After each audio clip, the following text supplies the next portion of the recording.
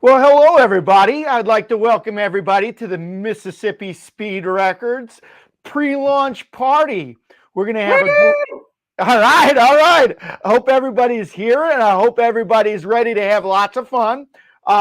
We hope this to be a real interactive event where we have some people that are going to be on Facebook Live, and then some people that are going to be on YouTube, watching the live streams on YouTube. So right off the bat, we've got somebody that's blogging or that's spamming us. So give me a second here. I'm gonna block them out. All right, good show. So anyway, welcome everybody. I hope everybody's having a great evening. I'd like to introduce ourselves. We are the Mississippi Speed Record Canoe Team. We've got all four of the paddlers that are in the boat here, plus our lead support crew, which is Moose. That's right here, helping us out, doing everything, and leading us down the river. So what I would like to do before we begin is, one, welcome everybody here, and two, I'd like to introduce everybody here. We'll start out with our team captain, Scott Miller. Scott, how you doing tonight? Hey, Wally, I'm coming to you from South Minneapolis, and I'm doing really quite nice because it does seem that winter's icy grip is finally starting to loosen just a bit here in the Northland. Cool. And Judd, how about yourself? Yeah, I'm doing great. I'm here in La Crosse, Wisconsin. It was almost 70 degrees here today. The river is ripping through town. I'm on the eastern side of the Mississippi River, about a couple hundred miles south of Minneapolis, or 150 miles south of Minneapolis or so. And I'm doing great. That's awesome. How about you there, Paul?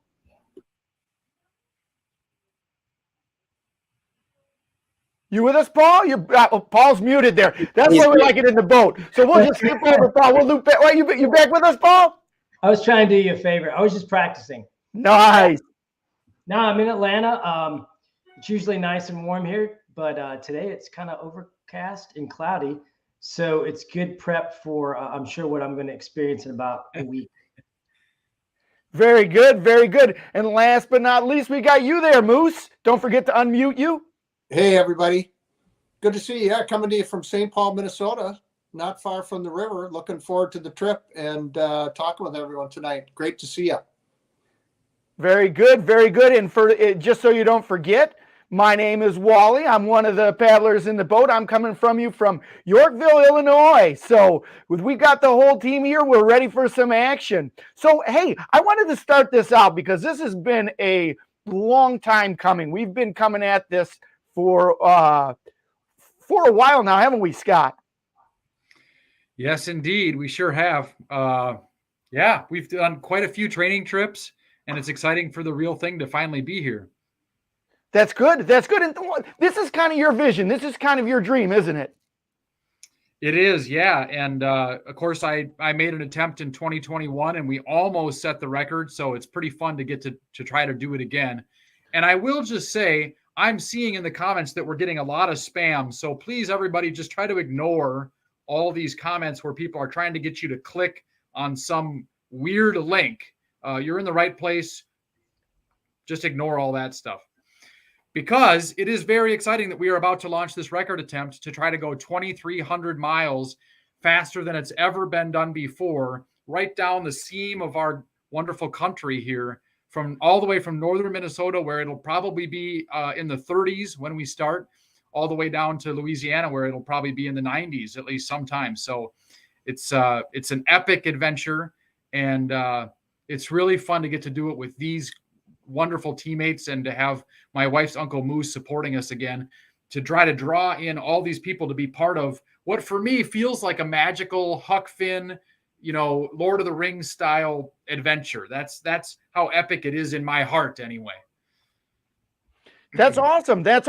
And so I want to talk a little bit about the genesis of all of this stuff, right? So this isn't your first time doing it now, is it, Scott? No. We tried it. We were going to go in 2020 with my original team, but the coronavirus and the stay-at-home orders shut us down. And so then KJ and I, who were on the same team, we each had our own team in 2021, and they left 2 weeks before us and set the new record. congratulations to them. Incredible accomplishment. 17 days, 19 hours, 46 minutes. That's what we have to try to beat. The record previous to that was set in 2003. They beat it by, I think, about 8 hours.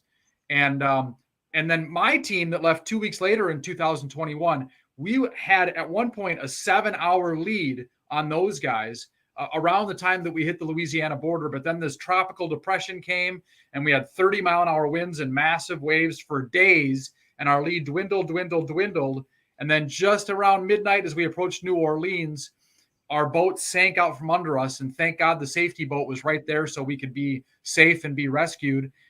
We actually had to crash out next to an alligator swamp and spend the night because even the safety boat couldn't get the 10 miles to the nearest ramp. Finally, the next day we could rejoin civilization. It was quite the extraordinary ending. And I think Moose and I both agree that we're hoping to not have that happen again. Well, that's good. That's good. So then after that, Scott, you've kind of put together some. So I'm sure that like right after that, you were thinking, okay, how am I going to do a follow-up, correct? Yeah, well, actually, right away, I was thinking that. And, I had done the 650-mile, the Great Alabama 650 race, which is an epic adventure in its own right.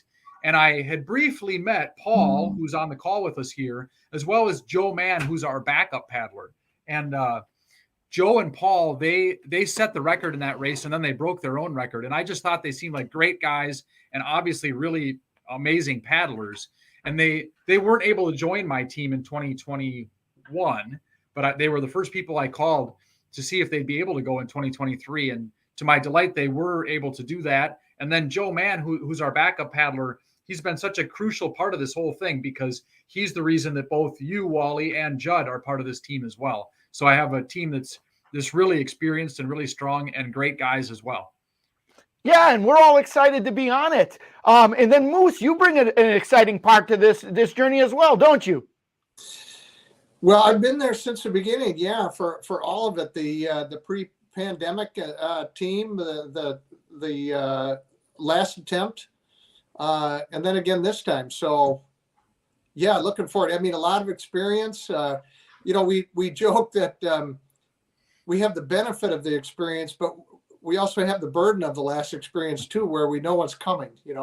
Sometimes it's better to not know what's coming at you.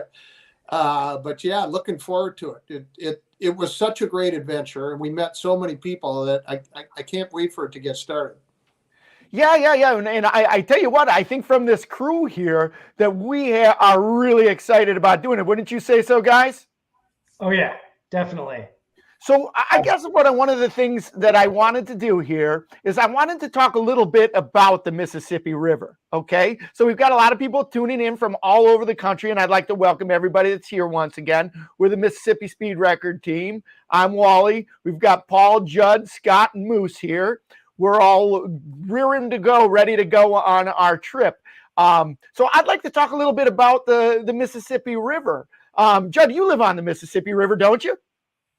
I do live on the Mississippi. Yeah, I live in La Crosse, Wisconsin. So it's central western Wisconsin. It's kind of southwestern Wisconsin, I guess you'd say. And it's really beautiful here. Yeah. So you're familiar with the Mississippi River then. Can you talk a little bit about how the Mississippi looks and how it changes from the beginning to the end? Sure. In what we call the upper part of the river, what scientists refer to as the headwaters, the river is much smaller. It's very forested. It feels more like wilderness. It's more technical from a paddling perspective. There's rapids and it's windy and so there are some other challenges. There are also a number of portages on the upper part of the river as well. As you get to Minneapolis, St. Paul area, you hit the first of 26 lock and dams. And we're getting a little weird feedback there, aren't we? No, I was just I'm simulcasting here in the Mississippi Speed Record Worldwide Studios here. So they had another thing that I was bringing on just to make sure that we didn't get any of those bots or the Russian spammers coming at us. All right. Sorry about that. Continue. You're doing great. No, good. That's all right. On what we call like from our perspective, the middle part of the river, what scientists call the upper river, is Minneapolis basically to about Cairo, Illinois, where the Ohio comes in. And in that section, there's 26, I believe, locks and dams. Maybe, is that right? Okay. Through which Yeah, but who's counting? Yeah. And we must, per Guinness, go through those locks and dams. That is to say, into the lock. And so that there's a very difficult problem that can arise, which is we can get backed up by barge traffic or other issues.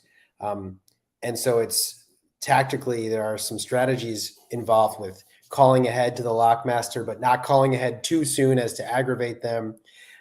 Those kinds of things. The river from Minneapolis to Southern Illinois is also really, really beautiful. It's often surrounded by what we sometimes call coulees, which is a French word for hills.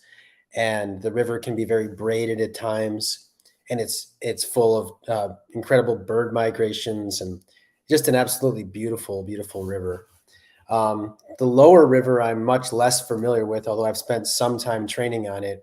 And I think vast is probably the best word to describe the lower river. It's just absolutely massive. You can be paddling 10, 11 miles per hour down the river and not even feel like you're moving at all because it's almost disorienting. There's no like references that you can benchmark off of to see that you're actually moving down the river. It's so big. So I guess that would probably be threefold description of the river, all having certain tactical advantages. Like the lower river is really fast. We'll be moving a lot quicker down there than we will in the headwaters. And then also having things that are more challenging about it. Probably physically, the upper headwaters area is the most physically difficult part. So Lisa Boulay was coming in here, and one of the things I'd really encourage everybody to do, we'd like this to kind of be a give and take here, where we've got people who are piping in on both Facebook Live and on YouTube, and thank you all for coming. It's really I feel humbled, and I know that I echo this for the whole team. I feel humbled and empowered that everybody is really interested in our effort and interested in what we're doing. We appreciate you being here. And if you like what we're doing and you're on YouTube, please smash that like button. That does a good job of pushing out this YouTube live stream on the algorithm so people can see that later. And smash that like button if you are on Facebook as well. It's really cool to have everybody here. If you're not subscribed to our YouTube channel, make sure that you subscribe to our YouTube channel. You can find our YouTube channel at our team's main website, which is MississippiSpeedRecord.com. I've got that here below. Also down below, I have got links in the description box to one, the Mississippi Speed Record. Two, I've also got a link down there to our merchandise page where we're selling a lot of our Mississippi Speed Record gear. I see Paul there is modeling a couple pieces. We got Scott modeling a couple pieces. I've got some on. We've got some really neat swag there. And we're trying to raise money for this, and every little piece of gear that's bought from that helps us move down the river and buy gas for the boat that's our safety boat, and for the cars that'll be following us, because it's just not going to be us that's going down the river. But check out MississippiSpeedRecord.com. That's kind of a portal of everything that we're going to do. And speaking of a portal of everything that we're going to do, I'm going to point this one at you, Paul. Paul, in terms of somebody wanting to follow our trip, how is the best way that somebody might be able to follow our trip? Well, hey, first of all, I want to say, hey, Brad Taylor. He's a local guy from Atlanta. Thanks for tuning in. It's great to see all these names that are popping up in the conversations. Hey, Paul, can I say something really quick? I'm sorry to interrupt you.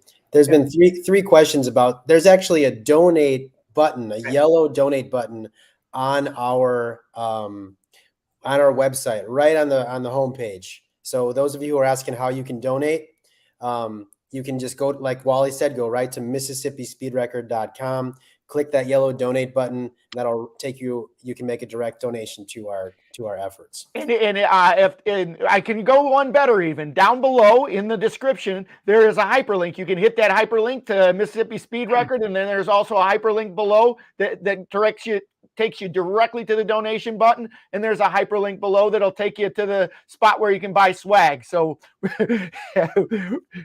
we'd be glad to. Oh, wait a second, Scott. I have an announcement as well, which is we are not a nonprofit, so these are not tax-deductible donations. However, if you are considering making a larger donation, we have a way that it can be tax-deductible by going through our main sponsor, onemississippi.org. If you're looking at giving a larger donation and you want it to be tax-deductible, send us an email. I think you can get to our email through the website or just Mississippi Speed Record at gmail.com, and we'll tell you how to do that. Cool. And wasn't there something else that I was hearing you talking about that you were thinking about? OneMississippi.org. I think it's One Mississippi. OneMississippi.org. Yes, they are our main sponsor. Is that what you're talking about, Wally? No, I'm about ready to put it up. Hey! Special for everybody at the virtual launch party. You can get 10% off our swag by using discount code 10OFF at our store, which you can get to from our website. So cool. We thought that would be fun to put out there for everybody that's here. If you're interested in buying some of our Mississippi Speed Record swag, we've got 10% off. Just put down there 10 off and get 10% discount. But anyway, I digress here. So I want to get back to you, Paul. In terms of following it, we talked a little bit about our website and the web portal. Can you tell people a little bit about the best way to keep track of us on our run? Yeah, absolutely. So first of all, you can, of course, we're going to be taking video and posting live video to our Facebook page. So you can always tune in there and watch us. Scott, for whatever reason, likes to take video while he's sleeping in the very bottom of the canoe, which it's kind of creepy and cool at the same time. It's dark and he's got this red light on it. It's a lot of fun to watch. But we'll also, of course, be carrying 2 GPSs in the boat with us.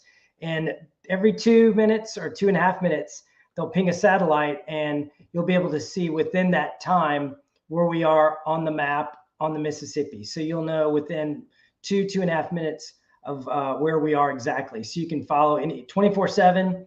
Anytime you got a computer, just go to, you can find a link to the map on our website, MississippiSpeedRecord.com. And that's a really great way. I think a lot of folks are asking when and where they can show up to see us and cheer us on, which I can't tell you how inspiring it is to see people show up at the locks, the bridges, the sides of the river. It's unreal, because believe me, we're going to go through some moments where we're all feeling a little down and tired and probably quite confused about where we are and what we're doing. So when you show up, it's going to be amazing, but you'll know where we are, so you can kind of plan on when to show up and where. So yeah, I really encourage you to check it out. Hey, Shelly, it's my sister-in-law. It's awesome. I'm seeing all these folks that I know. That's great. So I've got a question here. Oh, actually, let's talk about this real quick. What's the record right now? What's the goal? Anybody can throw this out there. 17 days, 19 hours, 46 minutes. Cool. So what's our goal? 15 days. I've been telling everybody 17 days, 19 hours, 45 minutes. I'm on board for 15 days. Cool. Well, I've had a couple of questions coming in, and thank you everybody for the questions. And what my job is here is to try and keep the conversation flowing, throw some of these questions in here. But I did get a couple of questions, but one question that I want is, and I'll paraphrase here, is that as you're going down, a large part of the Mississippi River is traversed by barges. What's the plan for the barges? Are they going to be annoyed? What's the plan on that one? And Scott, maybe you can speak to that. Well, it's a great question, because barges are potentially dangerous if you don't know how to handle them, because they're very large and they don't move very quickly. And in fact, people who are power boating on the river sometimes can get in trouble with barges. So you have to learn how to properly interact with the barges in order for it to be safe, especially if you're going to paddle at night like we are, which is, again, it's not something just anyone should do. You have to take a lot of time to really understand how you can do it safely. So one of the big things we do is we communicate with the barges using a marine radio. And another big part of our safety plan is that we have a safety boat near us at all times. And in fact, Scott Mansker, who runs the Missouri River 340 race, or he founded it and is still involved with it anyway, his safety boat shows up on their radar screens, so they can actually see him on their radar, even if they can't see him at night using their eyes. Excuse me. So we will generally come up with a plan of where we're going to move out of the shipping channel, because that's where they live, is in the shipping channel. And we'll call them up and tell them. And we've actually learned how to speak barge language. So we will call them and say, hey, upstream barge at mile marker 436.5, we're coming downstream in a canoe. We'd like to pass you on the ones. If that's okay with you, let us know. And then they can say, no, we'd prefer to pass you on the twos, or we think it'll be safer, or whatever. And that's secret insider barge language that's complicated. But if you're passing on the ones, it basically means port to port, and on the twos is starboard to starboard. And so they respect us a little more when they can tell that we know what we're doing and we know where the shipping channel is, and we can tell them, where we think is the safest place for us to be. The only thing I would add one thing to that too, Scott, which is in the safety boat, they have a screen that shows them where the barges are. So we know, if the barge is 2 miles downstream, we can get a hold of them. It shows the name of the barge. And the one other thing that we do is that we are in communication with the Army Corps of Engineers and the Coast Guard, so that they know we're coming through. And what they do is they issue a bulletin to the businesses along the river that say, hey, there's this group that'll be coming through.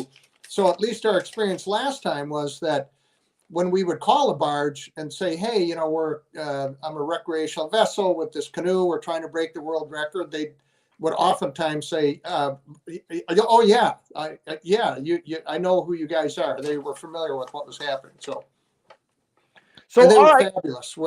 Almost without exception, the barge traffic folks were fantastic. So changing gears a little bit, this is one of my childhood friends here, Ryan O'Rourke. Good to see you, Ryan. Ryan was asking a little bit about how often we sleep, get food, go potty, and how that looks in the canoe. And I'll just throw that out there because that's kind of a fun subject for everybody to talk about. Modesty is thrown out the window from the very beginning. So first off, let's talk about food. We'll break that question down a little bit. Let's talk about food. So 17 days, and I'm going to direct this a little bit towards you, Moose. 17 days is quite the undertaking. We've got 5 people on here, but there's much more than 5 people that are involved in this. Isn't that right? Yeah. In fact, we will have 25 support people involved, most of whom will be along the river. We have a handful of people that are remote that are helping us with advice and getting our campsites every night and that type of thing. But a number of us will either be in a safety boat, Scott and his team, or Mike Cooper and the support that he has from Mansker on the safety boats. And then we have the folks that are traveling alongside the river that move every day. And that's one of the things that we do. We have a menu. We have a 5-day menu that we repeat 3 times or a little bit more if we need it. And our job is to prepare those meals. And every 12 hours, we bring 12 hour, food to the canoe for the next 12 hours, either in the upper Mississippi where, we will meet them on shore at one of the portages or at an agreed upon spot and pass off that food. Or when it's on the safety boat, we deliver the food to one of the safety boats that comes to shore to pick it up. The safety boat then goes and meets the canoe, and we actually hand the food with a long net from the safety boat out to the canoe. So that's one of our big jobs, is that food and the hydration, that the paddlers need, water, Gatorade, energy drinks, electrolyte replacement, that type of high calorie, high caloric drinks. So yes, that is a big part of the job of the support crew is handling the prep of that food and the delivery of the food in a timely manner to the canoe twice a day. So fun question here. The next part, and everyone always is asking me about this, is like, where are you guys going to sleep when you pull a canoe over on the side of the river? I'll let anybody want to speak to that. All right, John, you speak to that one. Don't everybody go all at once. So I got it, Wally. We aren't going to pull over to the side of the river and sleep. And I think my mom actually, hi mom. I think my mom and sister and dad are watching. So thanks for being here and supporting us. So we are just going to sleep in the canoe while we paddle. Several people have also asked where we go to the bathroom. Well, we'll also go to the bathroom in the canoe. We have very nice custom built containers that we can pee in that double as emergency bailers. And then we have, thanks to Wally's sister, if I'm not mistaken, yes, we have these wonderful baggies that we can poop into. And so, but apparently, according to Scott, our team captain, there is a way to use the cover to get some privacy while you're pooping in the canoe.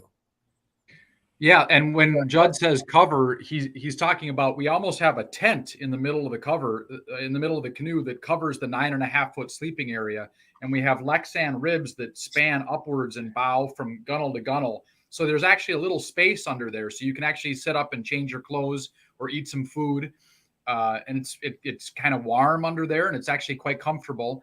You can use that cover. I'm sharing a picture right now, and this is a picture of our canoe, and you can see the cover right there in the middle of the canoe that he's talking about. Yeah, and so you can see the two guys in the middle of the canoe, they can remove their seats, and then they have a sleeping mat, and they can, either one of them at a time or both of them at the same time, can go underneath that cover and zip it up and fall asleep, and it's surprisingly comfortable. And I guess I've got to add too, just because we're so used to it, and I'm sure that there's a lot of confusion. The two middle seats are, and hopefully you can hold it to when you are in the two middle seats, but the two middle seats, we have a pad on top, and you take off the pad, and we have a hole cut out so that you can do a little bombs away when you're going to the bathroom. And that's an example of how incredible our support crew is, because the WAG bag, which fortunately keeps the smells at bay, it's designed for use in the desert environment and stuff out west when you can't go to the bathroom just anywhere. So, but the support crew does handle that and dispose of that appropriately, which is just one of the 8 million reasons why we're so incredibly thankful and grateful for them. And of course, even if they did smell that, that's not the worst thing they're going to smell, because after about 10 days, each of us is going to smell so bad. It's much worse just being anywhere near any of the paddlers at that point. And Moose can attest to that. I think he almost passed out a couple times. It's amazing how you get used to it. The other thing that I will say is that there are occasions when the canoe is pulling over at a ramp to switch positions, and oftentimes there are toilets there. We do also have a portable toilet with a tent that the support crew brings along, and we can set that up on shore at times as well. But it is a big consideration in this type of effort.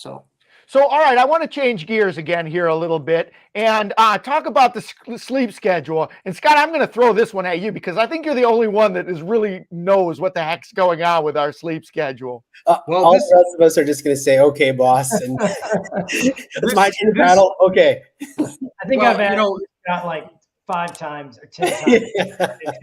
Every time we have a team training, I have to ask you again because I totally don't know it. So this is we owe a great debt to the guy on the previous team, Joel Ford, because this is the Joel Ford sleep plan. For the last attempt in 2021, the sleep plan started out very simple. one guy slept every 3 hours, and we just switched, which means that in a 24-hour period, each guy got 6 hours total, 2 3-hour shifts off. But by the time we got day 6 in Iowa, we were all so exhausted that we couldn't really stay awake. And so Joel came up with a brilliant plan that we're going to use from the get-go this time, which is for 16 hours a day from 6 a.m. in the morning until 10 p.m. at night. Those 16 hours, one guy will sleep for the first 4 hours, a different guy the second 4 hours, a different guy the third 4 hours, and a different guy the fourth 4 hours. So for 16 hours a day, we have 3 paddles in the water. Then for 8 hours at night, 2 guys sleep, 2 guys paddle for 4 hours, and then we swap. So instead of getting 6 hours off a day total, you now get 8 hours off. But of course, you're not going to get anywhere near that much sleep because you also have to change your clothes. You've got to get ready to paddle. You got to wind down. You got to eat food. You got to drink Barge, which is our maple energy drink that we all just love. They're a sponsor of ours from Southwest Wisconsin. Look, I'm getting distracted, Wally. Anyway, my point is that what is my point? I've lost the thread completely now. Ladies and gentlemen, Scott Miller. Yeah. Oh, there you go. Yes. Yep. Yep. But like I said, it's entertaining for Scott. We just listen to him and just put another dime in him when he stops. So just so everyone knows, most of the talking in the boat is done by Scott Miller, and the rest of us just sit there and get entertained. Wow. But fun fact, when he's not talking, we're like 2 miles per hour faster. I think the main point is that you're sleeping in the canoe. Everything can happen in the canoe. Correct. So I'm getting a lot of questions peppered at me, and I'm trying to get all of these questions answered. And thank you everybody for sending them to me. What about the floodwaters, guys? There's been a lot of reports about last fall. It was that there wasn't any water in the Mississippi River, and we were sweating. Now the Mississippi River, the floodwaters are up, and we're sweating. So, does somebody want to speak to that? Perhaps, Paul, you can speak to that one. Yeah. So high water is fast water, right? So you're right. Last year, toward the end of the year, it made national news. Obviously, everyone living along the river knew it clearly that there was just a huge slack of water. I mean, it was a drought, and the river was super low. In fact, we did a training session down there at the confluence of the Ohio River during the drought, and you could see how all the barge traffic was squeezed quite a bit because they have to try to stick to that shipping channel. Well, we all did our rain dance, and apparently they were our pleas for rain were answered in snow, and now we have just massive amounts of water, which is great because high water means fast water. But and I know Judd, we talk about this quite often. We're watching the levels to make sure that the locks remain open, because at that point there is a level where it gets too high that will then have to portage. So we want it to be just right, high, so we can ride the increased current, but not so high that we have to portage where we could otherwise go through the locks. Cool. It's one of the things that I love about this record attempt is that, yes, there's a lot of skill involved, but it's not just athletic skill. It's teamwork, it's planning, it's strategy, and it's a lot of luck. You have to get kind of lucky too.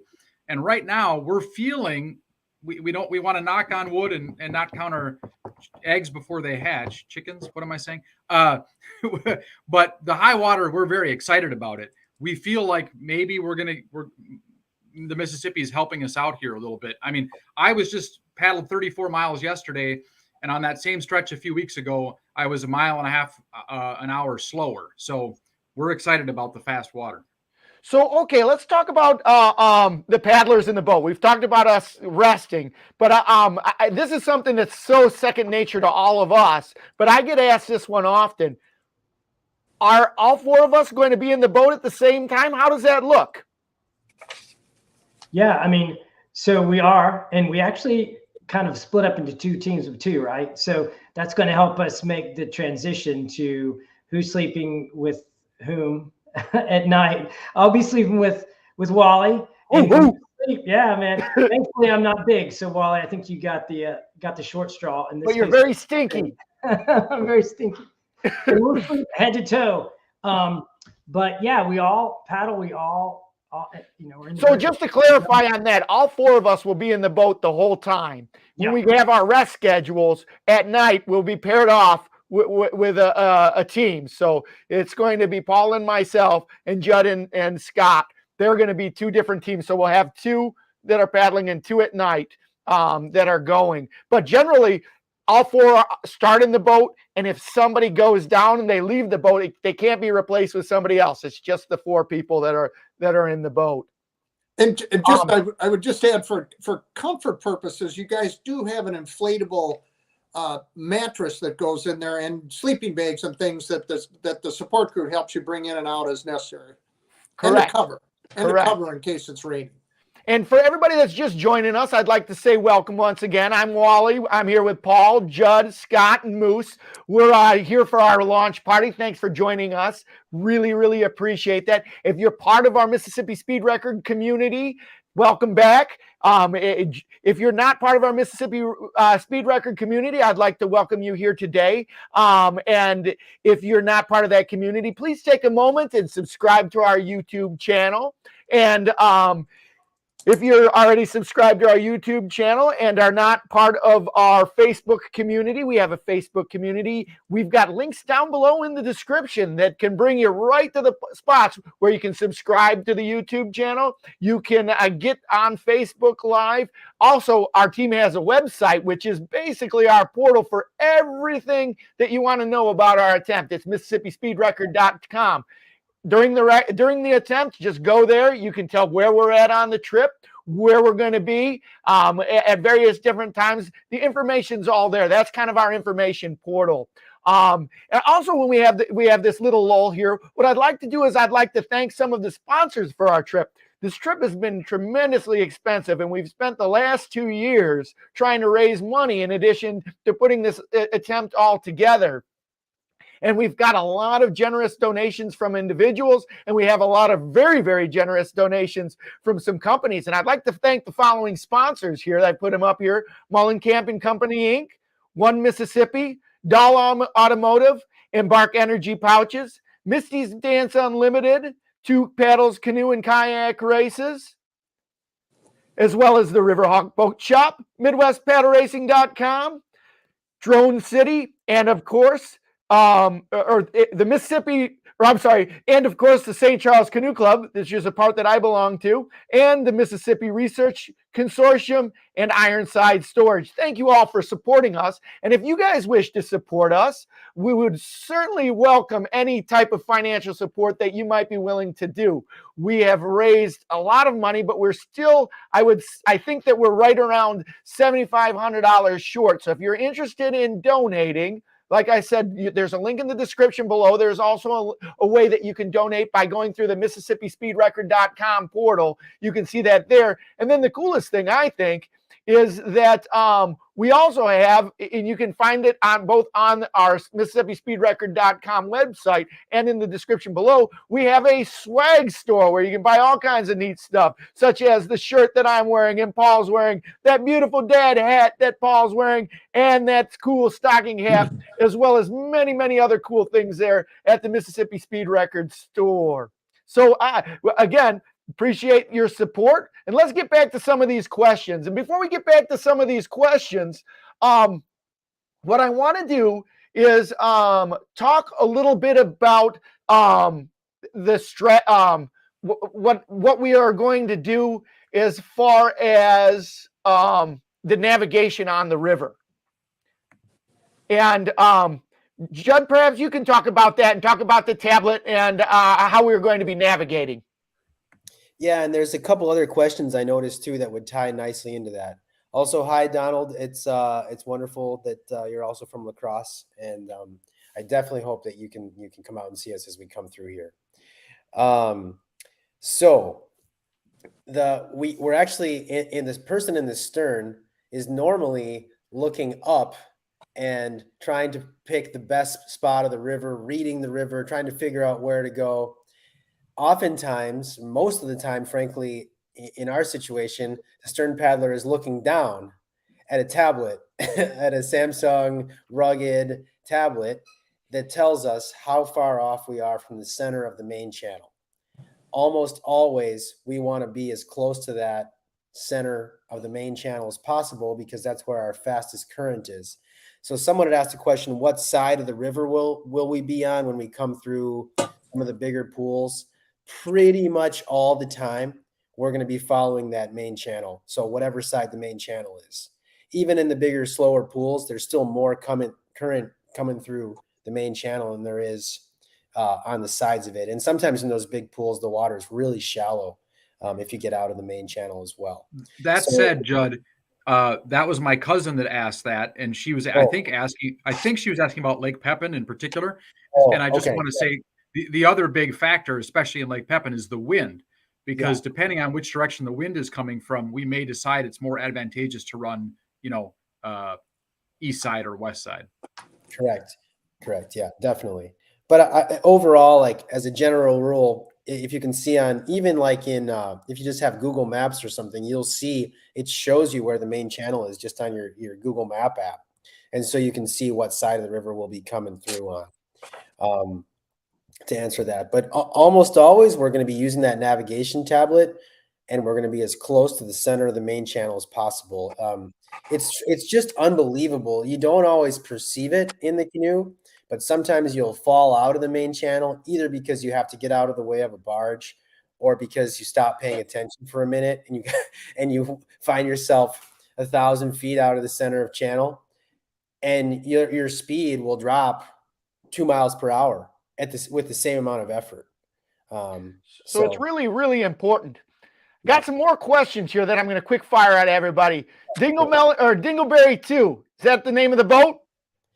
Are we revealing this now? I don't think so. But this is a yes or no question. So we have a name for the boat, but we're not announcing it yet because it's a special thing that we'll announce closer to the launch. We think we're launching around May 7th. So look for it around then. All right. How long do you think the trip's going to take? Quick questions. I'm going to say over under on this one. Paul, how long do you think the trip's going to take? 16.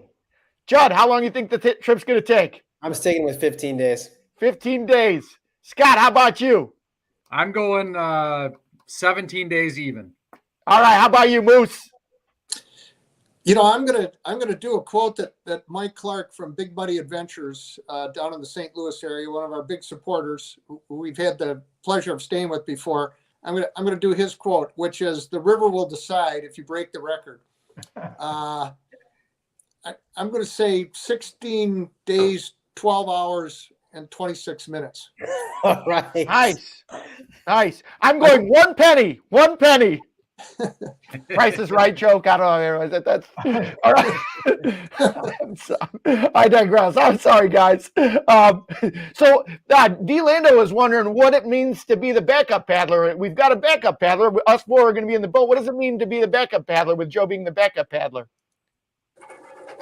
Yeah, so basically, if something were to happen to one of us before we launched, Joe was ready to step in and take over.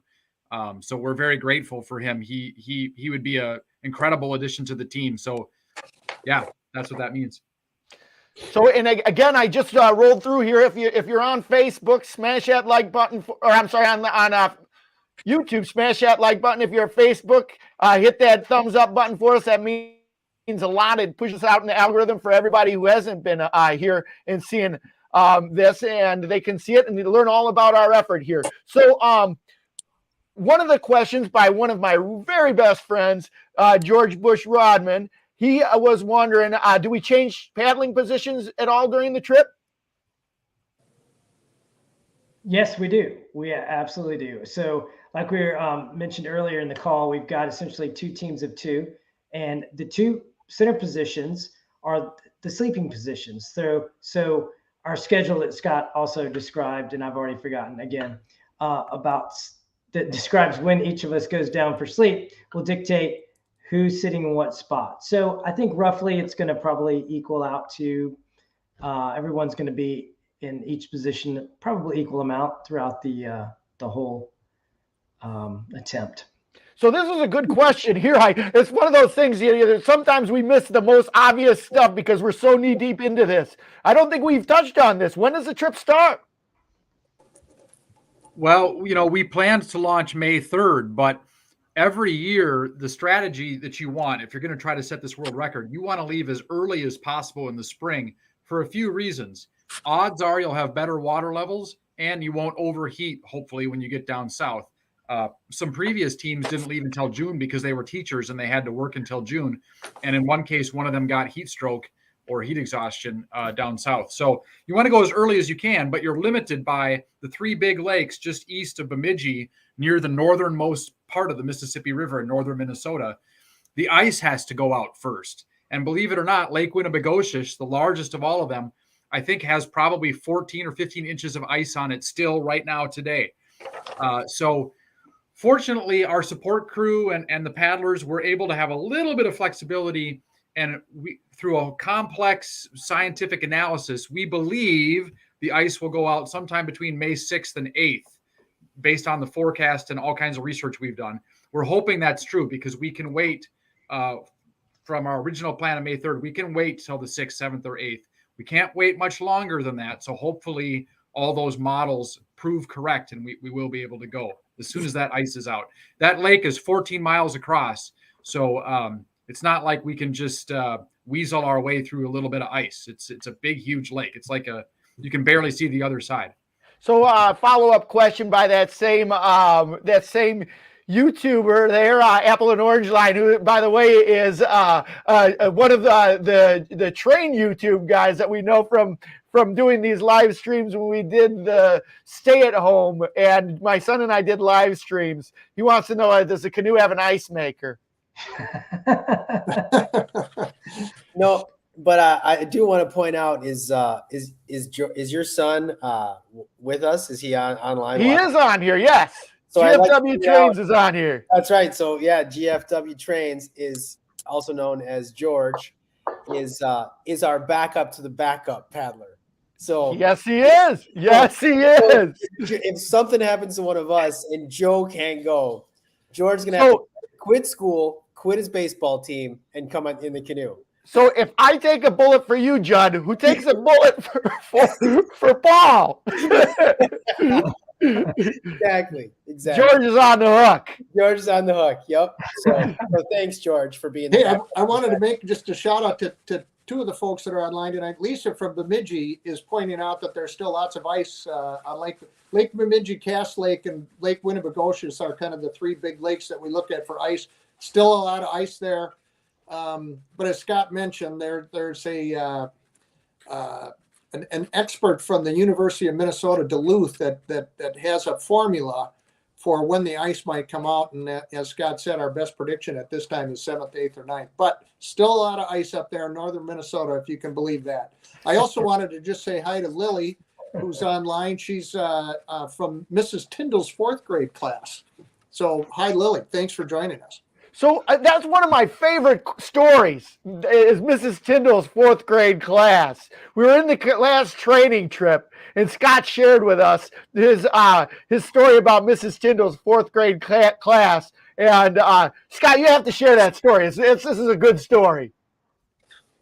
Well, Miss Barb Tyndall is one of my oldest friends, and we go way back, and she runs an outdoor classroom near Monticello, and it's just an extraordinary place. It feels more like the camp we grew up in than it does traditional formal school. So I got to go out there and give a presentation, and I got to find out those students, those 4th grade students, have gone outside every single day. I think every single day they go outside for like an hour or 2 or 3.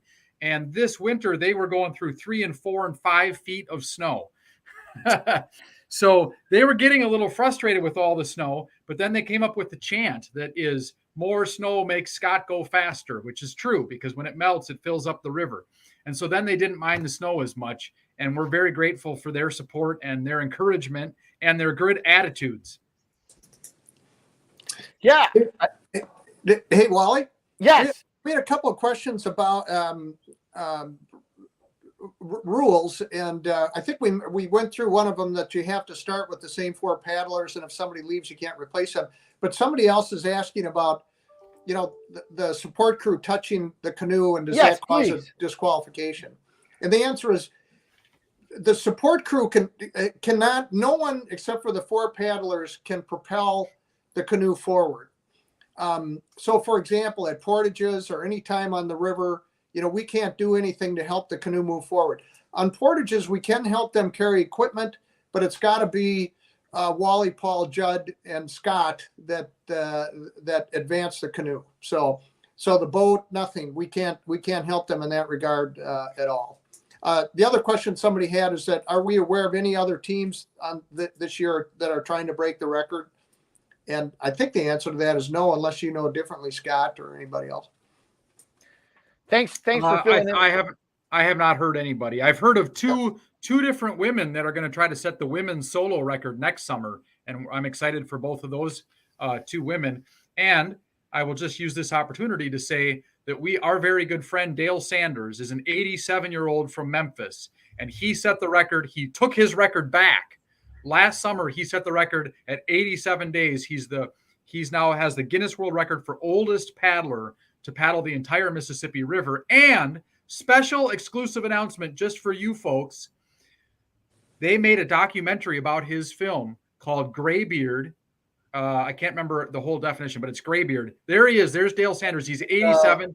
And the man, the myth, the Mississippi. The man, the myth, the Mississippi. If you go to graybeardthedocumentary.com, and maybe we can put that up somewhere, graybeardthedocumentary.com, you can actually stream the documentary, and it's a wonderful film and very exciting.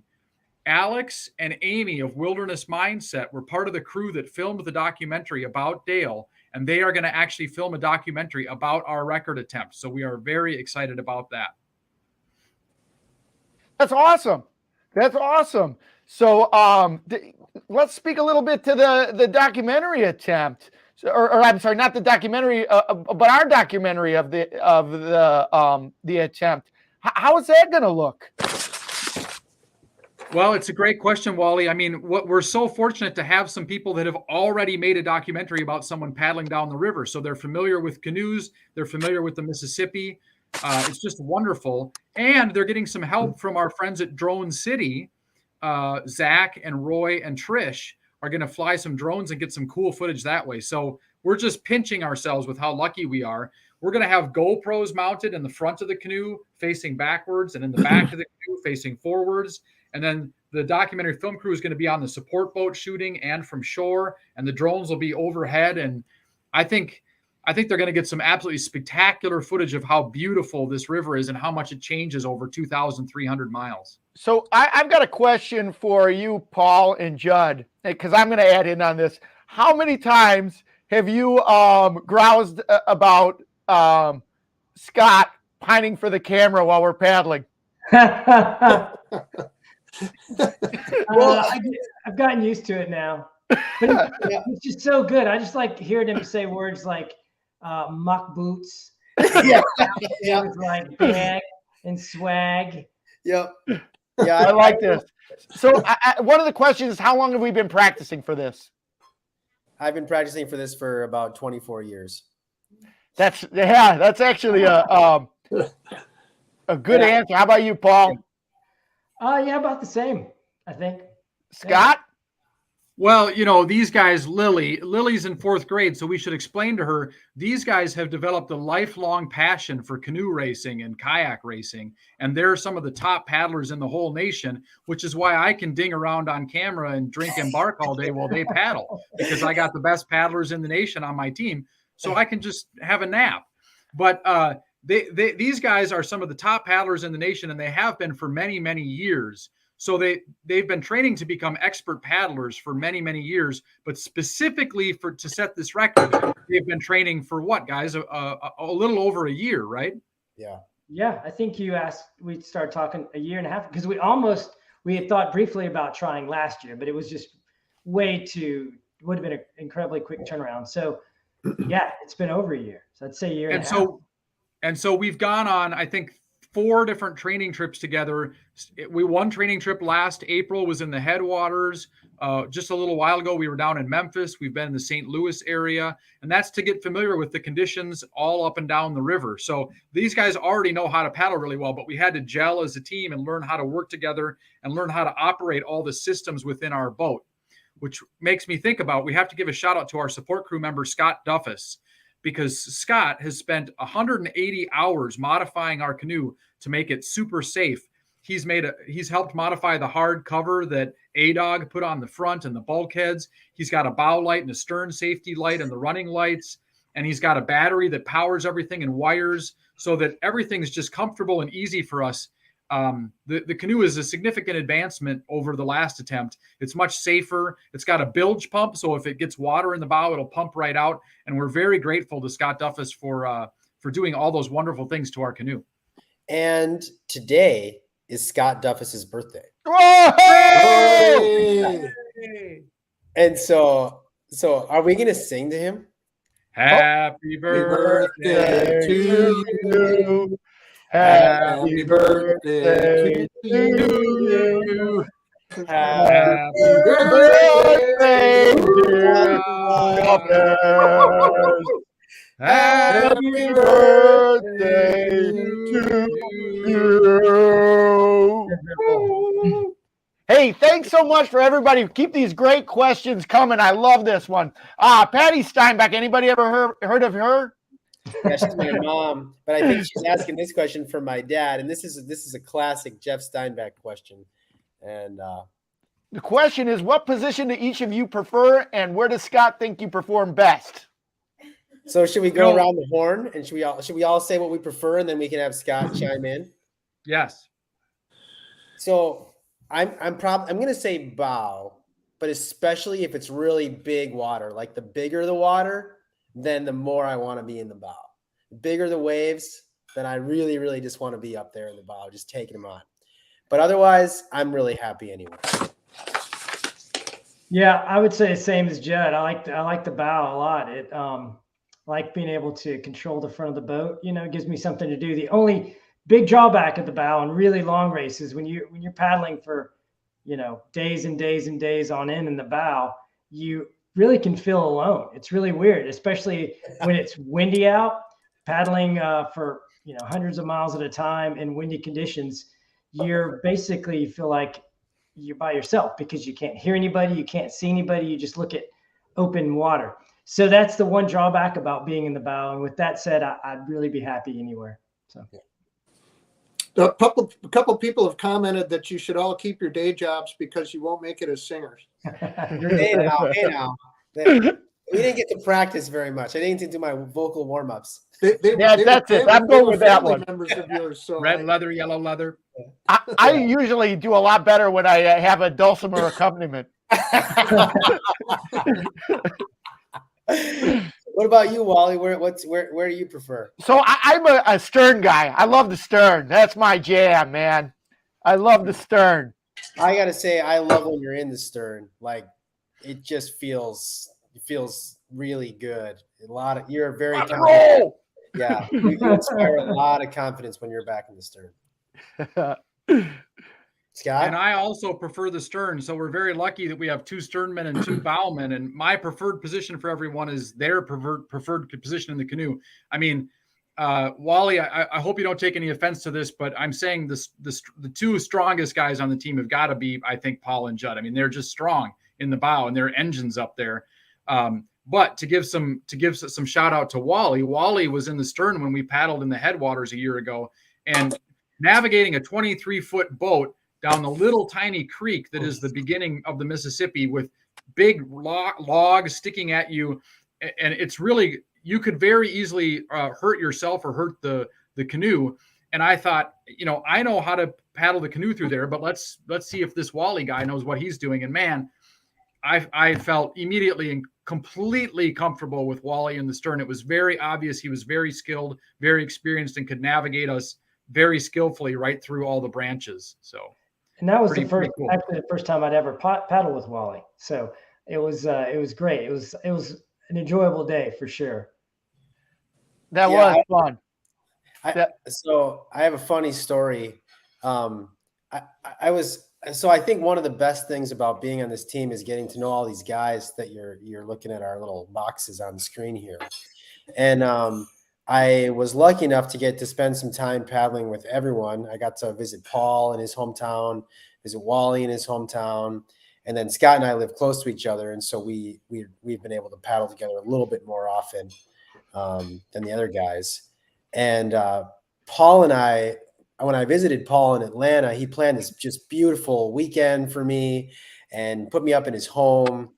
And one of the days we went for a long paddle on one of his home lakes, and got to see this like waterfall area. And then the next day we went on this whitewater river in his whitewater canoe.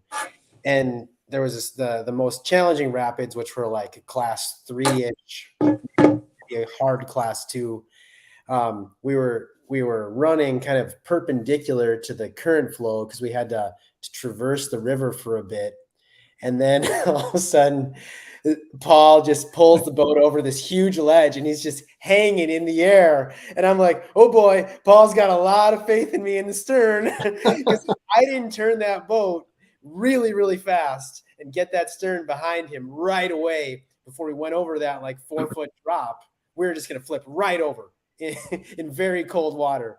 And so we go over it. I straightened the boat out. Everything was fine. And I said, you put a lot of faith in me. And he said, well, I trusted you. I mean, you did fine. So never a concern, Jet. Never. Yeah, he said it was never a concern. But anyways, this truly, like, I could not be more proud, thrilled, and also humbled to be a part of this team. Everybody on this team is a really, really good paddler. Well, cool. I appreciate that input, and I appreciate those kind words, and I'm really thrilled to be in the boat with you guys. I think this is going to be a great trip. Yeah.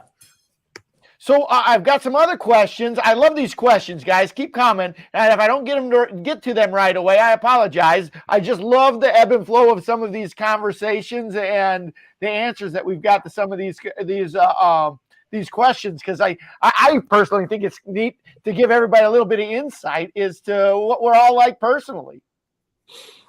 Hey, Wally, I saw a couple of questions that only people familiar with the river, I guess, paddlers would be able to answer. But someone's asking how you deal with whirlpools, particularly, like, I guess in the Cape Girardeau area, there's whirlpools and something called strainers, which I don't even know what they are, but I can answer the whirlpool question. So whirlpools tend to form off the end of the wing dams. Wing dams are built into the river. There's literally thousands of them. They funnel the water into the shipping channel, so they stick out from the shore. And in the high water, they're mostly underwater. You could paddle right over them right now with how high the water is. But the whirlpool forms off the end of the wing dam. And so having the app that helps keep us right in the center of the shipping channel helps us to avoid the whirlpools, which is our best strategy, is to just not get caught up in them to begin with. That said, we will get caught up in some of them. Fortunately, our canoe is very stable. And so even if the whirlpool starts to pull us in, our canoe is very stable, and we feel like we can ride it out. And I could probably speak to strainers. I didn't see the question, but strainer being an object or like a log or a tree that has fallen into the water, and the branches would have extend down into the water, creating sort of like a strainer, and that water can pass through, but hard objects like people, unfortunately, couldn't. Yeah, canoes. And I think it's a great question because you think about being in the middle of the river and how dangerous it is with barges and things like that, but also it's quite hazardous when you come ashore too, because you have to watch for strainers that might be downstream of where you're coming in. If you come in wrong and lose control of the canoe, you could potentially hit a strainer, and of course logs and rocks and things like that. So it's just another good reason to have a safety boat that'll help identify good spots to come in ashore and do our rotation and switch paddler positions. So great question. I wanted to add to something Scott said, and that's that not only does the navigation app show us where the channel is, the navigation app often marks wing dams themselves. So we can actually see not all, but many of the wing dams. And wing dams, for those of you who don't know, are basically a pile of rocks dumped in the river in a straight line perpendicular to the shore that funnels the main flow of water into the main channel so that the Army Corps can guarantee a minimum 9-foot depth for the barges. And like Scott said, that those are the places where the whirlpools tend to form the most. So if we can avoid running over the top of wing dams, we can largely avoid those big whirlpools. The wing dams, that water that's pushing into the middle, that keeps the silt from landing in the middle, or the mud from forming, or what? How do they? I don't know all the physics of it, but it creates more flow. I mean, they're still out there. Dredges are still out there dredging, but it creates more flow, and so my understanding is that helps create a deeper channel. But somebody else is going to have to speak to that, all the physics of how that works. We keep mentioning the navigation app. I want to give a shout out to John Marble. John created the Mississippi River Pro Paddler app. It's available through the App Store. I think maybe just on Android, but that's the app that we use. We actually helped create it. Joel Ford and I helped. John Marble did the lion's share, but he's the same guy that made Race Owl. And if you go on raceowl.com, you can actually see the split times from the current world record team, and you can see the 2021 attempts split times. And as we go through it this year, you're looking on Race Owl, you'll be able to see our split times, and you'll be able to see right how we can compare. John Marble is responsible for all that technology, and Race Owl is actually used by various canoe and kayak races around the nation to help track the paddlers, and so people can see what their split times were. So thank you, John, and check out Race Owl and check out the Mississippi River Pro Paddler app. So everybody who's just joining us, welcome to the stream. It's good to have you here. And if you're new to the channel, welcome to the Mississippi Speed Record, our crew here. And if you're old around here, welcome back. Welcome to this. Smash that like button, subscribe, hit the like on Facebook. I'm Wally. I'm one of the paddlers in the boat. I'm kind of making sure that we've got some, I don't know. Actually, I don't know what the heck I'm doing here today. But You're doing a great I'm job. Wally. I'm joined here by Paul, Judd, Scott, and Moose. Paul, Judd, and Scott are paddlers in the boat with me, and Moose is the head of the support team. So thank you for joining us. If you're interested in supporting us, there's a link in the description below that you can hit to, one, make a financial contribution to our team, and two, we've got some really nice swag that we're selling on the website. We've got these shirts, we've got sweatshirts, we've got hats, we've got stocking caps, and we even got a 10% discount for any of the swag. Just use the code 10% off, and you can get some of that swag. I'm transported to a telethon every time you say that. I know. And just to transport you back, got to make sure that we thank all of our sponsors. That's going to be Mullen Camping Company, One Mississippi, Doll Automotive, Embark Energy Pouches, Mitzi's Dance Unlimited, Two Paddles Canoe and Kayak Races. We've got also River Park Boat Shop, MidwestPaddleRacing.com, Drone City, St. Charles Canoe Club, the Mississippi River Research Consortium, and Ironside Storage. All right. With that out of the way, guys, sorry about that. But please, we got to make sure that we've got all of our sponsors spoken for, and that we support all of our sponsors. It's been a very big monetary endeavor for the crew, for everybody to put together the money to make this trip. So if you're inclined to donate, we really appreciate it. And we want to show a lot of appreciation for our big donors, and also a big thank you for everybody who's already donated. So one of the things, we've got lots of questions coming, and I'm way behind on my questions, but one is, what does it look like? Two that I wanted to hit on real quick. One, what does it look like when you're resting in the boat? And two, is there any special strategies to minimize blisters on your hands? I'll start with the blister thing. I never paddle with gloves. I just paddle with my hands. And it just over years and years and years of paddling, I've been able to get my hands so that they don't blister up real easy. I don't know why, but they don't blister up real easy, knock on wood. I know that we'll probably have some issues, and we'll have to make sure that they're very well cared for. And plus, I do a lot of paddling before I go, so that I've got calluses built up in all of the areas where I'll generally get blisters. You guys have anything else you want to share for that? Yeah, I think I'll start putting some like lotion. Just make sure my hands are real lotioned up like a week before. That way the skin is nice and pliable, so that kind of helps. But yeah, like you, Wally, I don't ever wear gloves either unless I have to. So Judd, what's it look like resting in the boat? What's it look like resting in the boat? Or sleeping? So, well, basically you get to the point of sheer and utter exhaustion where you could sleep on a concrete slab. You climb into the small hole that we have accommodated for sleeping, and you pass out. That's pretty much it. And I'm with him on that. And one of the things I do want to add on to that, though, is that when we have our time when we're resting, it's not going to be just passing out. That's going to be our opportunity to do a lot of self-care, change clothes. If we've got anything where we're reaching out, I know that we've got a lot of people who are in the paddlers in the boat who've got family members that are having birthdays. If you want to make a phone call, that's your personal time, not only resting time, but it's also personal time. Yeah, agreed. Yeah, definitely. Good point. So my sister, she's watching this. Well, all the way from Utah. Annette, thank you so much. And one of the things I always used to call my sister when I got mad at her, I'd call her a poo bag. Like, you poo bag. And that comes from us when we were really, really little kids in Quebec City. We saw horses that had a little bag underneath their butt. So when they pooed, it went right into the poo bag.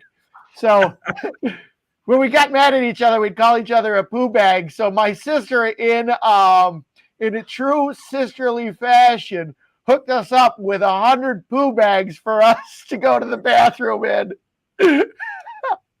while we're on the Mississippi River trip.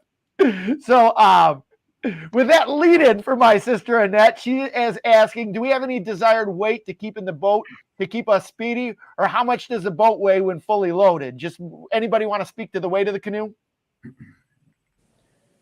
I can answer that. So most of the weight is the 4 guys. We try to keep the rest of the gear pretty light as possible. Probably the most weight besides the 4 of us is our hydration, because each of us carries quite a bit of water or water mixed with embark just for us to keep hydrated. We have to drink a lot of water. We have to consume a lot of calories and drink a lot of water. So the food and the water really adds up. But other than that, we just have some dry bags with some extra clothes, not a lot of extra weight in the boat. In general, the less weight, the faster we can go. These guys, these expert paddlers have, especially Judd, has helped us, and Scott Duffus has helped us figure out how to have good trim in the boat, which is really important. So it's not just how much weight, but it's how can we be evenly balanced? And maybe Judd, you can speak briefly to how that works. Yeah, I mean, so trimming out a vessel that goes through a fluid, right? Like an airplane or a battleship or a canoe or a kayak or whatever is really, really important to moving that efficiently through water or air. The same rules of physics apply to water and air, more or less. And so basically, when you're not trim, that would mean that the back of the canoe or the stern is too low, or conversely, the back of the canoe or the stern is too high, and then the front or the bow would be too low. When the canoe is bow down, as we call it, like this, it tends to like kind of fish around. And when the bow of the canoe is up in shallows, that's absolutely terrible. Not that we're often in shallows, but you'll really drag through shallow water, and then the wind can kind of blow you around, and it's just not good. When we actually figured out how to trim the canoe, we think we picked up at least 1/4 mile per hour of speed. And the way that we did with that was actually by trimming the canoe so it was bowed down just a hair, or the front was just a little bit lower than the back. Then as we applied force to the canoe, that canoe lifted up a bit and was able to move more efficiently through the water. So that's been, I mean, if we pick up a 1/4 mile per hour just from that, we don't have to do anything physically to make us go faster. And a 1/4 mile per hour every single day for 15, 17 days is a lot of time. So and one more thing that my sister wanted to know about too was, is there any tricks that we use to keep our energy and our spirits up? we quote terrible movies. That's true. Well, the other thing that I would say that I've witnessed firsthand during your practices is that you tend to sing. So sorry to disappoint all those. Yeah. What you're singing. Yeah. When we pulled over at what was the landing where we were just getting beat up by those huge barge waves. We came in to get a feed in Mississippi somewhere. Tunica. Yeah, Yeah. Tunica. And we were just getting like 10-foot waves rolling over the canoe, and we're singing, I don't know, like cheesy pop songs or something. It was just awesome. Yeah. The wreck of the Edmund Fitzgerald. Yeah. Now, Scott, are you bringing a playlist? We've been giving you feeding. Yes, I have compiled a playlist on my phone that everybody's contributed to. So we have a lot of Mississippi River songs and a lot of other people's favorite songs, so we can jam out to tunes. We've got a waterproof Bluetooth speaker. So I've got a lot of questions about safety, and a couple I wanted to shoot out there, and we can talk about safety a little bit, because this is something I know that all of our families are concerned about, and we're really concerned about in the boat. One question James Cayley is asking is, do we have something, a radar or something for safety? And I guess what I'd like to talk about a little bit, we've alluded to it, is the safety boat that'll be with us. Scott, Yes. can you talk to that? go ahead, Moose. Well, I was going to say, yeah, the safety boats have AIS, which is a system that allows the barges on the river to see them. They also have a screen and a system that allows them to see where the barges are, what the name of the barge is. We talk to those barges. The guys in the canoe are always wearing their personal flotation devices. When we are on the portions of the river that where, the upper parts, we have a car that follows along. We have a rover car that just follows the canoe down the river to every single access point, should there be a need for us to meet them. Scott Duffus, I mean, we have lights. We have lights. We have a stern light. We have the red and green lights on the bow that are required. We have a much stronger system this time due to the efforts of Scott Duffus. He's got the canoe wired with a battery that will power those. We have a very powerful spotlight on the front now. And navigation lights too. You might have said that, right? Yep, I said the navigation lights. And again, we communicate with the Army Corps of Engineers and the Coast Guard so that they know what we're doing. And they in turn send out a bulletin to people along the river to let them know we're coming through. So, I mean, safety is absolutely the number one priority of this, keeping everybody safe on the water. And we think we have a very good system in place for doing that, And Scott Mansker, our safety boat captain, is on here confirming that we do have radar. So, Scott, my dad always makes jokes about watching the radar and what he likes to drink while he's watching the radar. Hey, someone else has asked what will your average speed be? Okay, yes. Corey, a good friend of mine, another guy that we know from our train live streaming, was asking about the average speed. Do you know that right off the top of your head, Scott? Go ahead, Judd. Well, I was going to say that the existing world record, including all their stops, all their portages, everything, they're 5.6 miles per hour average speed. Right. And then the nuance to that is that in the pools of water in the lakes, we'll have 0 mile an hour current helping us. Whereas down south, especially if the current is high, the current could be going 7 or 8 miles an hour all by itself down south. So our speed will really vary depending on the conditions and depending on which stretch of the river we are in. We will probably go 12 miles an hour when we have ideal conditions in the lower river, especially if it's high. And then there's other times when we'll probably be going 3 miles an hour in the dead of the night in a pool when just 2 of us are paddling in Iowa. So it really varies. But in general, the last 1,000 miles of the river are the fastest because there's no dams in the way, there's no locks, and it's just a massive amount of water that doubles in size when the Ohio joins. So that's the fastest, is the last 7 days or so.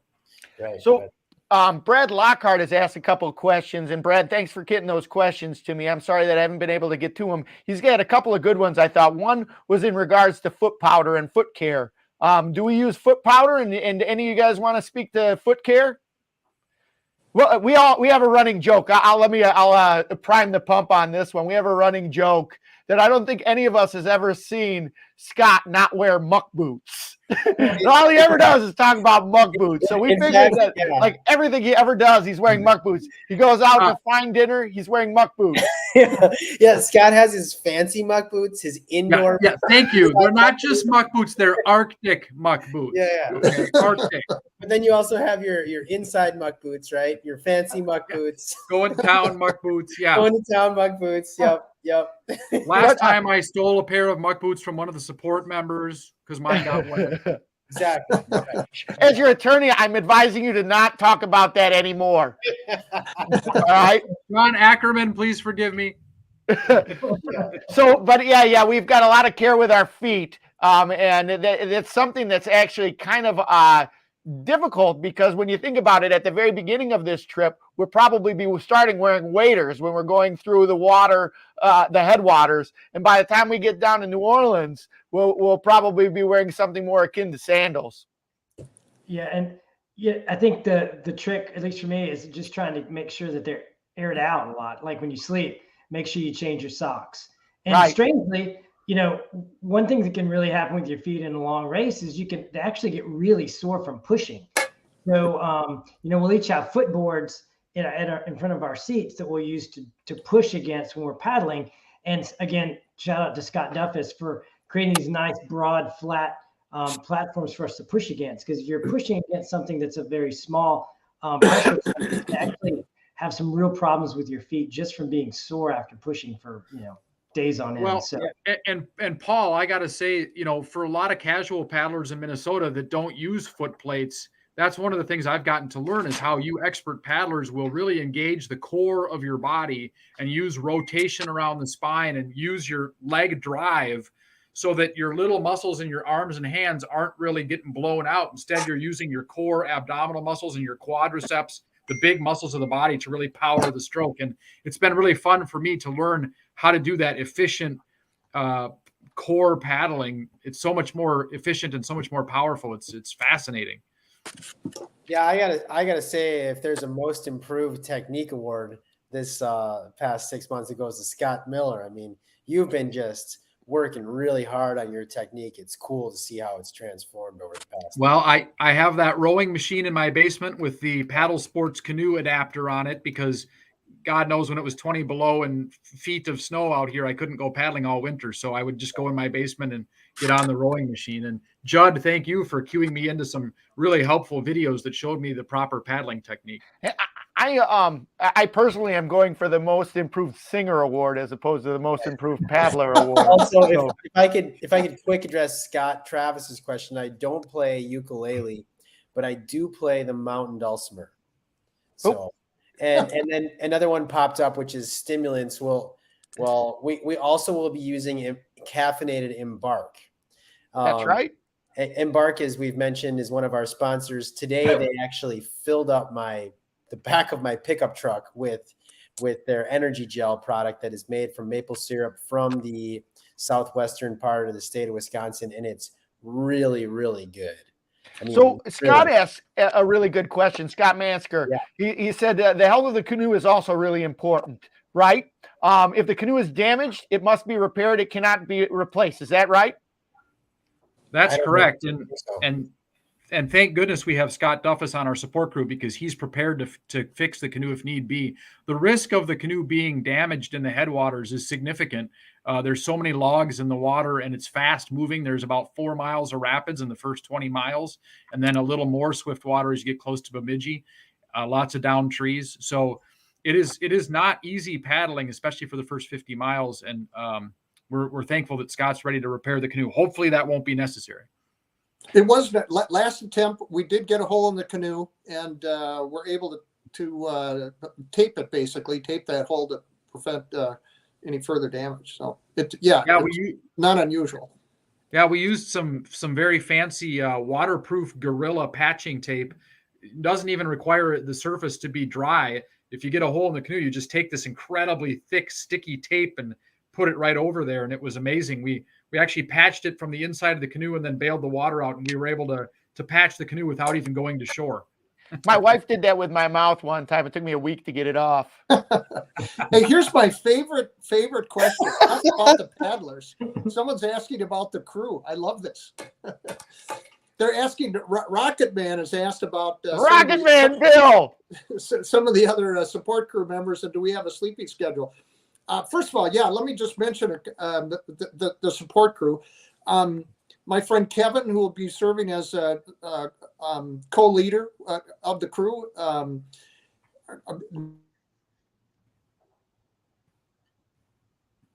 Uh-oh. Moose froze. Uh-oh. That's not good. Let's keep going until he comes back. All right, there we go. Sorry, back. Yeah, I just wanted to name the other support crew. My friend Kevin, who's serving as co-leader. We have Mindy, who was co-leader last time, and Todd will be serving as advisors from remote locations. Mindy's husband, Chad, will be with us. Brad Scherstrom, who I've crewed with before, is with us. Scott Duffus, that we've mentioned. Dana Key, who's a veteran from last time, will be joining us. My brother, Tom. My friend, Ryan. We have family members. Wally's mom and dad, George and Anita, will be with us. Judd's partner, Daniela, will be with us. Tracy and her son, Holden. Tracy also happens to be a nurse who's going to be handling the people were asking about blisters and that kind of thing. She'll be helping us with first aid. Frank Burris, who wrote an article about the last attempt for Outside Magazine, is going to be joining us. We already mentioned Roy and Trish and their son, who will be there doing the drone footage. We have Amy and Alex, who will be filming. And then, of course, Scott Masker and John Brady and Dwayne Knott and Mike Cooper and Rob that will be handling the boat. So we have a great crew. In terms of sleep, the main thing is that we have 8 plus 1 crew members that will be their job will be to drive the rover car along the river or be on the safety boat, and they will be the ones that will be interacting with the canoe most often. The rest of us will be back at base camp doing the food, keeping track of the weather, that type of thing. So yeah, we do have a sleep schedule, particularly for those 8 that it becomes important. They serve a 12-hour shift every other day, so they're on for 12 hours and off for 36. Everybody else is getting fairly regular sleep hours, but thank you for asking. Cool. So I've got one. And again, I love these questions because I am so involved with canoeing and so involved with paddle racing and everything like that. I talk about it as if everybody else knows the same things that I do. And that's not always the case. So if you've got any questions about this, please keep them coming. And if I haven't answered, it's not because I don't like the question. It's just we've got so many good things that I've lost some of them in the stream. But Corey from Ours Trains asks, does each paddler paddle on one side, like 2 on the left and 2 on the right, or they cross over? How does that look? Judd, why don't you speak to that? Okay, so for the most part, we're going to be using what originally was coined as the Minnesota hut style of calling side switches. We do have a rudder on the canoe, which helps us to steer the general course of the boat. But in the bow will, let's say the bow person is on the right side. Then seat 2 right behind him would be on the left side. Seat 3 right behind him would be on the opposite, and then seat 4 would be on the opposite. So they'd be on alternate sides.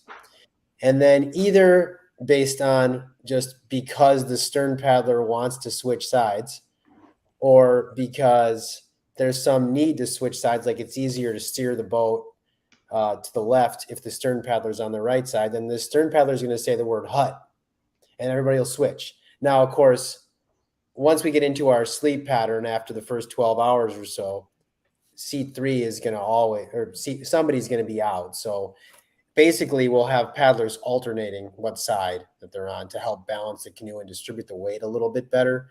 If a couple of guys, we notice that if too many people are on the same side, then the boat leans a little and it's a little awkward. It throws you out of balance. So really we're going to have people paddling on different sides to help balance the weight and the power application. And the stern paddler is really going to decide how that works and when people are paddling on the right versus when people are paddling on the left. So does that answer the question? I think so. I think so. Do you mind, Wally, if I just quick, I wrote down a couple of questions I want to just really quick answer. Okay, that's great. Okay, so I want to give a shout out to Lily from Ms. Tyndall's class. It was nice to meet you, Lily. It was so nice to come to your class. She wants to know how we get back home. Great question, Lily. Hopefully we make it all the way to the end. I'm not really sure either. I know. I haven't figured that part out either yet, Lily. So that's a great question. Yeah, basically we figure it out when we get to New Orleans, but probably some people will fly and some people will drive is the simplest answer, but the details have to get worked out yet. And then her dad, Nate, wants to know which the hardest stretch to paddle. Frankly, the hardest stretch is the first 50 miles from Itasca to Bemidji because it's so twisty and narrow and fast. There's great big bogs that you paddle through, and even those you just have to steer constantly. So we can't even get ahead of steam. We can't go very fast because we're mostly jerking the canoe to the right and to the left. And with a 23-foot canoe, the person in the bow might be avoiding an obstacle by bringing the bow to the left, but then the person in the back has to correct for that to be able to maneuver the canoe around a branch or a stump. So it's a lot of steering. Somebody asked if we're planning on paddling the chain of rocks. The answer is absolutely 100% yes, if the water levels allow for that. Basically, if they're at 12 feet or higher, we will plan to run the chain. If they're around 12, we'll definitely be talking to our local expert, Mike Clark, to get his advice. If they're super sadly and unfortunately way below 12, we'll have to go through the canal and through the last lock. So hopefully that doesn't happen. Several people asked that question, including Jim Peckus, who is a St. Charles Canoe Club member. Yes. One of our sponsors. Yeah. Yeah, and not only is Jim Peckus one part of that amazing club, but he also was part of the tandem that won the inaugural Mississippi River 140 race put on by Two Paddles Canoe and Kayak. I got the shirt on. That's right. Judd has the group. Little shout out for Two Paddles. If you're interested in paddling on the Mississippi, there's events from 5 miles to 150 miles just north of the cities. You go to twopaddles.org and you can join me and some of these guys on the river second weekend in June. Okay, but really quick. Yeah, go ahead. I was just going to say there was a question about recovery. I have no idea. It was actually Cindy. Cindy used to work for my company. She's a really good friend, and it's cool to see her on. I don't know if she's still on, but her question was about recovery. I have no idea what the recovery from this is going to look like, but I assure you I will not be doing Scott's race on June 11th. That'll be a next year thing for me. I think last time for the crew recovery, I think it involved some old fashions, if I recall correctly. Nice. I also want to give a shout out to my friend Sean Wookie Wucksmith, who's up there near Bemidji and is giving me optimistic and positive reports that the ice is starting to move away from the shore on Lake Bemidji. So thanks, Wookie. I look forward to seeing you and your wonderful family hopefully soon. Yeah, and then real quick, the person that asked about foot powder, I just want to mention that our canoe is so stable, our feet mostly stay dry, so we don't need to use foot powder for the most part. Obviously, when we step out, they get wet, but both our hands and our whole bodies can stay relatively dry in this canoe, unless it's raining, obviously. But even then, the cover helps keep us dry.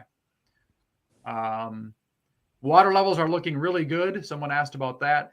And then what type of work do you do that allows you to devote the time to paddling? I'm a registered nurse, and so I've saved up all my time off. I'm taking it all in the month of May. I'll let the other guys quick answer what they do for work. I'm a flim flam man. Carnival barker. No, I'm a public defender. I work for the Kane County Public Defender's Office. I work in digital media, so I get to write and edit all day. It's fun. I'm one of the owners of a sustainable landscaping and construction company, and my partners and employees are having my back on this one. And I know each one of these guys has done a tremendous amount of work to be able to get this time off. I know it hasn't been easy for any of them to negotiate their schedule, especially now that we're having to start a little bit later. So I'm very deeply appreciative that my three fellow paddlers, as well as the whole support team, has found a little bit of flexibility to accommodate this ice out situation. Yeah, part B to that was thank you to my family, who is taking up a lot of slack and allowing me the freedom to go do this. So I don't know if Lisa is still on, but thank you so much, honey. I really appreciate it. So one of the things that you guys have off the screen brought to my attention, and I want to put out there one more time, I've been going through the sponsors that have given us a large amount of money, and I want to point out that the Mississippi River Network, One Mississippi, when I'm referring to One Mississippi, that's Mississippi River Network, One Mississippi. So big thanks to Mississippi River Network, One Mississippi, for their gracious sponsorship of this endeavor, as well as thanks to Mullenkamp and Company, Dow Automotive, Embark Energy Drink, Embark Energy Pouches, Misty's Dance Unlimited, Two Paddles Canoe and Kayak Races, as well as the Riverhawk Boat Shop, MidwestPaddleRacing.com, Drone City, the St. Charles Canoe Club, Mississippi River Research Consortium, and Ironside Storage. We really appreciate the monetary support for this. If you're interested, we have got a spot where you can donate below in the information section below, as well as a place where you can buy some of this wonderful Mississippi speed record swag that we've got. So big thanks to everybody that's supporting us. We are going to probably be ending our live stream here in a few minutes, but I want to get in a few questions. One of my favorite questions, and he keeps coming with some good questions, is Joe Otto, who wants to know what's your favorite. Whenever my son and I say that we don't know what to ask a girl when he's talking to a girl, I give him two things. One, you got to ask her what her favorite Great Lake is and what her favorite explorer is. And if she can't answer those two questions, you might want to think again about dating that girl. That might have been the last piece of advice that my son has taken me up on dating, by the way. But do you guys have any Mississippi River explorers that you guys like? Marquette and Joliet are popular ones from here where I'm at. You guys have anyone that you guys like? Well, our favorite state park is Perot State Park, and that overlooks the Mississippi River in Trempealeau, and it's got just national park quality views, and it's just absolutely beautiful. So I guess I would go with Perot.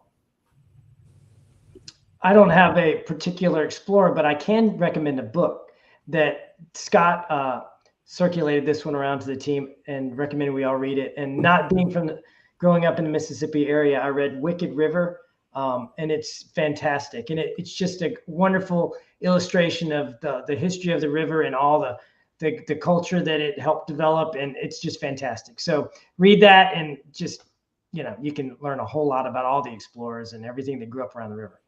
And I think one of the things that I'm going to do to bring this live stream party to a close is I want you to answer, or we could to touch on this question about mile marker 0. How far is that? Why don't we, if Scott, if you can talk to mile marker 0, what that is, and the last part of the river as you're going towards the Gulf and all of the big ocean-going vessels that you run across.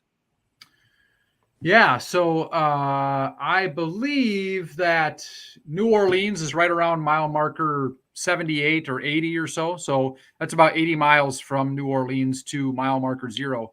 And mile marker 0 is not actually at the Gulf of Mexico.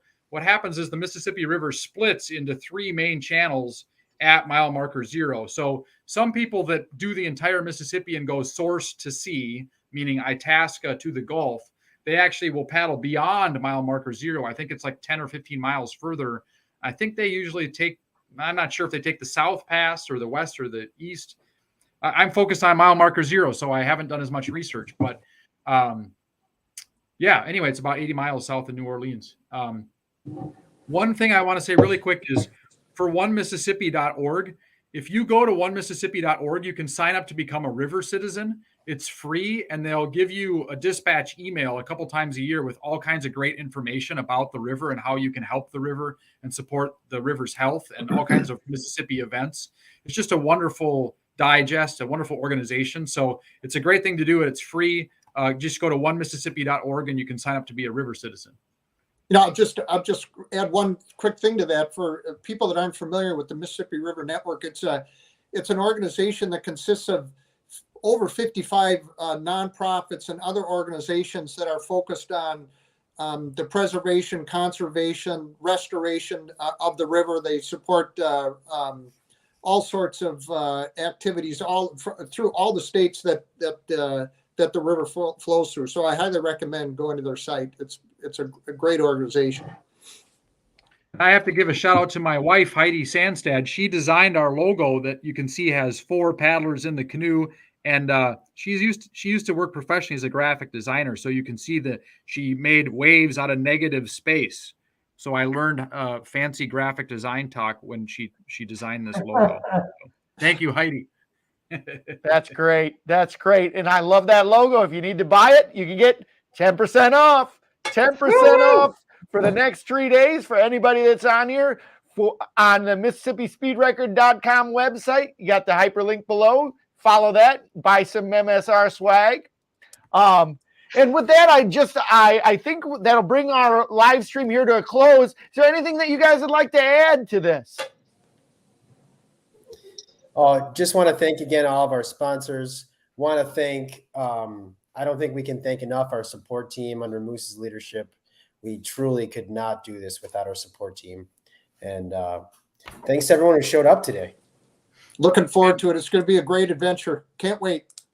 And yeah, come out and see us on the river. Go ahead, Paul. I was saying, just come out and see us on the river. Check the GPS. You'll see on the tracker where we are, and plan a visit and cheer us on. It really just lifts our spirits. And I have 2 things to say. One, I will put on our website a link to the Google Drive where you can upload photos and videos. So if you come to the river and take a picture or a video of us, you can upload your stuff there, and then maybe it would even be featured in the documentary. So I will put that on the website. And the second thing I want to say is just a really big thanks to Wally for organizing this shindig and being such a great master of ceremonies. I think you could work for public radio, Wally, if they're ever looking for anybody. You know, the thing I'm most impressed about, well, many things. One, your enthusiasm and just your zest for life, but also the fact that you kind of welcomed new people, you know, about every 10 minutes throughout this broadcast. I'm pretty sure you're a professional radio man. So thank you. Well, my pleasure, my pleasure. And I just to springboard off of those comments, once again, thank you so much to everybody that's come here today and joined us on this launch party.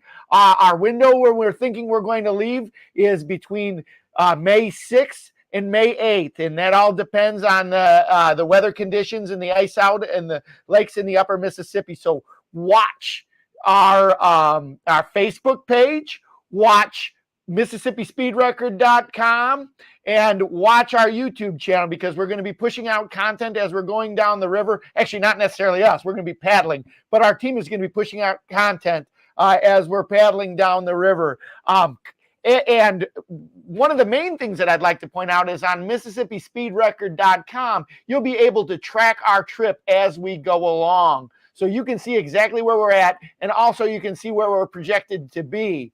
And come out to the river and cheer us on. There's nothing more inspiring than you hear somebody yelling your name as you're paddling down the river. One of the coolest things that happened to me personally was I was talking with a friend of mine who grew up in Savannah, Illinois. And lo and behold, a couple of days later, I saw Savannah, Illinois. The people from Savannah, Illinois were organizing a watch party for when we were coming through. So that was just a neat full circle thing. So on behalf of the Mississippi Speed Record 2023 team, thank you everybody for coming. Guys, thank you so much for being a part of this, so much for being a part of this river attempt, this Guinness Book of World Record attempt. Win, lose, or draw, we're going to have a great story, so be on the lookout for that documentary and follow along with us. We really, really do appreciate that. So onward and upward, and thanks again for joining us. Mississippi Speed Record team out. Woo! Thanks, guys. Yeah.